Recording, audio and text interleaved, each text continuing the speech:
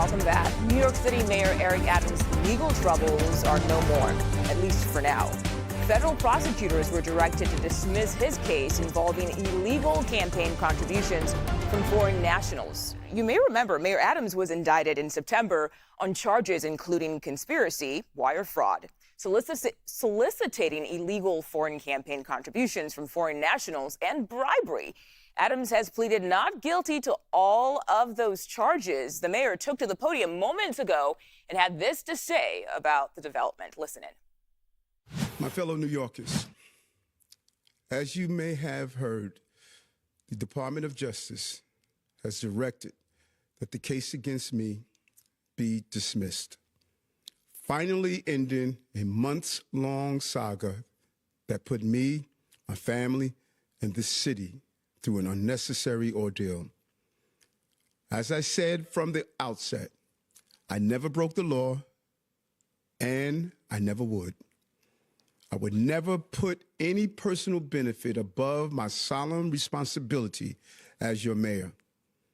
It is worth repeating the facts because many sensational and false claims have been made. So let me be clear. I never ask anyone to break the law on my behalf or on behalf of my campaign. Never. And I absolutely never traded my power as an elected official for any personal benefit. No witness ever came forward publicly to make claims against me.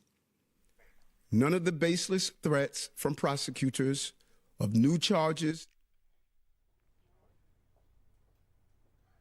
CBS News senior coordinating producer Anna Schecter is following all of this closely, and she joins us now. Anna, so nice to finally meet you once again. So I want to know your reaction from what you just heard from Mayor Adams. Good morning to you.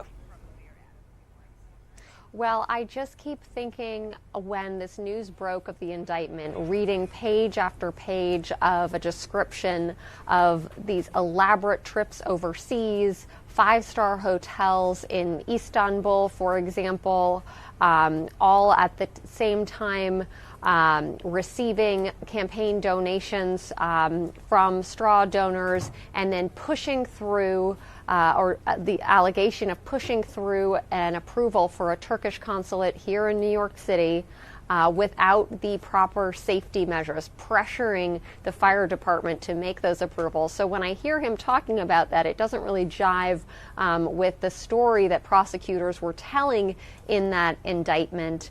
And I think a lot of New Yorkers were looking forward to sort of letting the case take its course and the judicial process take its course. Now the Department of Justice, in such an unprecedented way, citing the focus on President Trump's immigration crackdown as a reason for pushing all of these allegations aside. And if you read that memorandum that came down last evening, the Department of Justice was very careful to say this is not about the merits of the case or the integrity of the case, but rather it's about two things. One, the timing. Mayor Adams is up for re-election in November. And two, and they really emphasize this, so it seems more important to the Department of Justice, that this case was interfering with his ability to devote his attention to or getting in line with President Trump's efforts to weed out illegal immigrants, particularly those with criminal backgrounds. And Anna, I just wanted to follow up on that, just so our viewers understand here, because dropping these charges, that does not necessarily mean that prosecutors didn't have enough evidence to move forward with the case, correct? That's exactly right. And it's not exactly dropping them altogether. It's dropping them for now. If you read between the lines and actually read the fine print here, what they're saying is this case will come under review after the November election, that whomever the Trump administration is going to appoint to lead the Southern District of New York, very important office in that, under DOJ's purview, whoever gets that job is going to review this after the election. So let's wait and see. Now, the legal experts that I've spoken to early this morning said it's so blatantly political. This is really about the Trump administration saying, okay, Mayor Adams, we're going to push this aside. Let's see if you fall in line with our policies. And if you do, well, let's see what happens after the November election. So it's really unprecedented. I've never seen anything like this before in 20 years covering these types of cases. So it's really, everybody here in New York City is buzzing about it, but also in Washington. This is, coming on the heels of a slew of executive orders that have been unprecedented. So interesting times that we are living in, and we get to watch it with a front row seat here at CBS News. Yeah, very interesting indeed. So how are the mayor's opponents reacting to this news?